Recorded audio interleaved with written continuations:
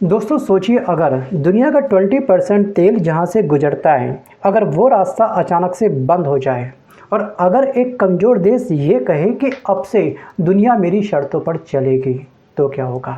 या दुनिया की सबसे बड़ी सुपर पावर को पीछे हटना पड़े एक कमज़ोर देश के सामने, सोचिए क्या होगा। तो गैस, क्या आप इसे सहयोग कहेंगे या इतिहास का सबसे बड़ा पावर शिफ्ट कहेंगे?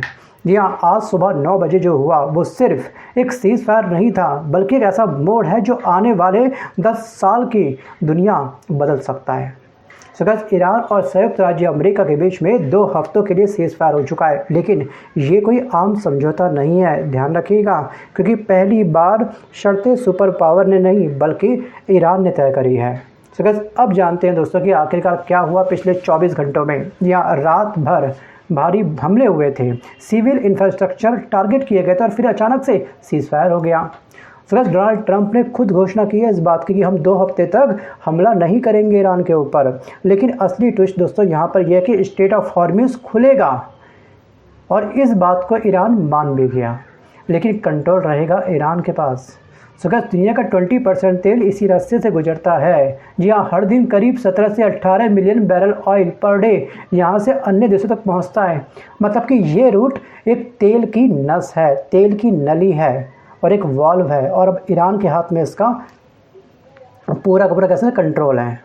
सोचिए, ईरान ने जो अपनी 10 शर्तें रखी हैं उनमें से सबसे अहम शर्त यह है कि अमेरिका हमला नहीं करेगा कभी भी ईरान के ऊपर, और हॉर्मुज़ पर पूरा का पूरा जो अधिकार होगा वो ईरान का होगा।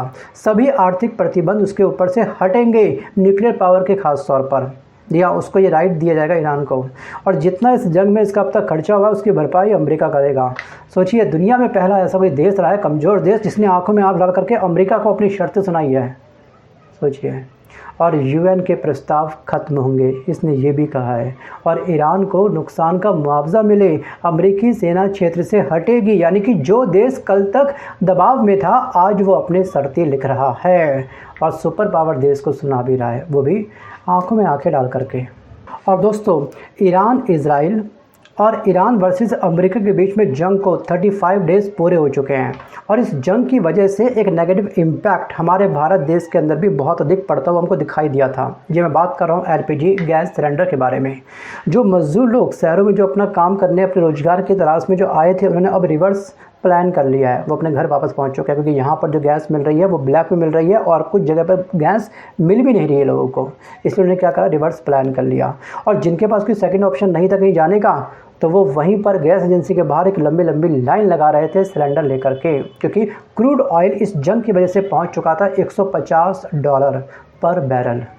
इसका negative impact Bharat, petrol diesel महंगा हुआ, पाकिस्तान पहले से आर्थिक संकट में है, जापान सिंगापुर में सप्लाई क्या हो गई, चौक हो गई। दुनिया की 80% एनर्जी ट्रेड समुद्री रास्तों पर निर्भर है, ध्यान रखिएगा, और उनमें सबसे अहम है आपका स्ट्रेट ऑफ हॉर्मुज़, और ये रुका हुआ था, ये बाधित था। यहाँ पर जो शिप थे वो आगे नहीं बढ़ पा रहे थे, क्योंकि यहाँ पर ईरान ने अपना कंट्रोल कर रखा था। यहाँ अगर ये रूट रुका तो ग्लोबल इकोनॉमी स्लो मोशन में पहुँच जाएगी।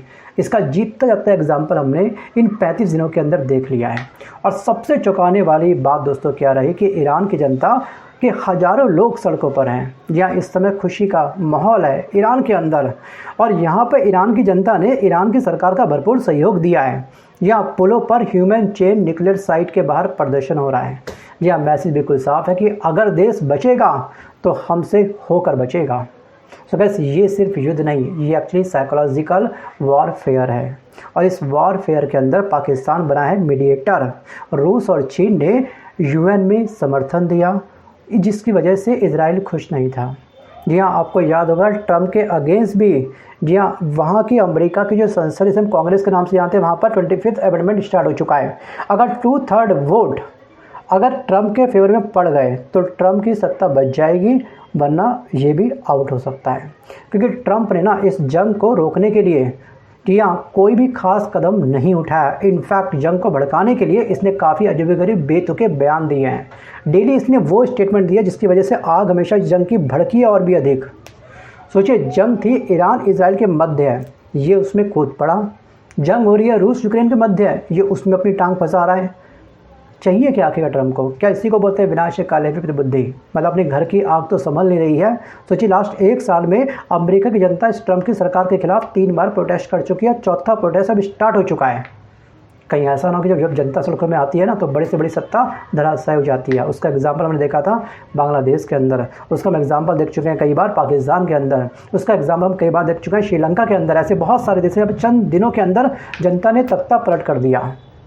इसलिए अमेरिका अपने देश के साथ ऐसा हश्र नहीं होना चाहती है कि पब्लिक प्रॉपर्टी को आगजनी कर दे, जनता सड़कों में आ जाए, आग लगनी स्टार्ट हो जाए। उससे पहले ही जी हाँ, ट्रम्प के ऊपर अमेंडमेंट स्टार्ट हो चुका है। अब प्रोसेस उसको हटाने का स्टार्ट हो चुका है। अब कितने इनको वोट मिलेंगे वो चलेगा पता आने वाले समय में। बट जो भी है, यहाँ इस साइकोलॉजिकल वॉरफेयर में जो मिडल ईस्ट है अब वो 2 हिस्सों में डिवाइड हो चुका है। जी हाँ, पहला हिस्सा है आपका जियो पॉलिटिकल शिफ्ट, मतलब कि अमेरिका का दबदबा डाउन हुआ है इस जंग की वजह से। उसकी वैश्विक छवि पर एक बहुत बड़ा बट्टा लगा है। जी हाँ, ईरान ने जिसके F-15E जो लीगल था, ठीक है, जो ईगल था फाइटर जेट, उसको गिराने के बाद जिसका काफ़ी डंका पीटता था कि हमारे फाइटर जेट को कोई ट्रैक नहीं कर सकता है, ठीक है, वो कभी नष्ट नहीं हो सकता, उसको गिरा दिया। उसके बाद इसकी छवि पर एक बहुत बड़ा दोस्तों बट्टा लगा है। ट्रम्प भरा पड़ा है ईरान से कहीं ना कहीं। सो गैस एक तबका ये है कि ईरान जो अमेरिका का दबदबा काफ़ी डाउन हुआ है, और दूसरा साइड ये है कि जो रीजनल पावर है वो काफ़ी इंक्रीज़ हुई है। सो गैस इतिहास में पहली बार एक देश ने दुनिया की सबसे बड़ी ताकत को सीधे युद्ध में नहीं बल्कि आर्थिक नस दबा करके झुका दिया है। सच्चाई असली ये है। सोचिए ईरान एक छोटा सा देश, एक कमज़ोर देश, उसने सुप्रीम पावर को, सुपर पावर को घुटनों पे ला दिया है और आज आंखों में आग डाल करके अपनी शर्तें सुना रहा है। जी हाँ, मेरी शर्तें मान लो। जी हाँ, शर्तें आपको अच्छे से याद होंगी। जैसे सबसे बड़ी शर्त ये है कि न्यूक्लियर पावर बनने से आप हमको नहीं रोकोगे, हमारा जितना खर्चा हुआ है जंग में उसकी भरपाई करो, और आप फ्यूचर में कभी भी हमारे पर कोई हमला नहीं करोगे, इसकी इंटरनेशनल गारंटी मुझे प्रोवाइड करो। सोचिए कितना बड़ा कॉन्फिडेंस है ईरान के अंदर। तो क्या सवाल ये नहीं कि सीज़ फायर हुआ और कब तक चलेगा सीज़ फायर, सवाल ये है कि अब दुनिया किसकी शर्तों पर चलेगी। जी हाँ, तेल का रास्ता जिसके हाथ में होगा ना, भविष्य की ताकत उसी के हाथ में होगी। और आपको क्या लगता है कि डोनाल्ड ट्रंप सच में स्टेट ऑफ हॉर्मुज़ का राइट ईरान को इतनी आसानी से दे देगा, या फिर ये एक बहुत बड़े जंग से पहले की एक बहुत बड़ी खामोशी है, 14 डेज़ की खामोशी? आपको क्या लगता है? Think about it. अपनी राय आप मुझे कमेंट करके जरूर बताइएगा। सो गाइस आज के इस वीडियो में बस केवल इतना ही। मिलता हूँ जल्द अपने वीडियो के साथ, तब तक के लिए धन्यवाद।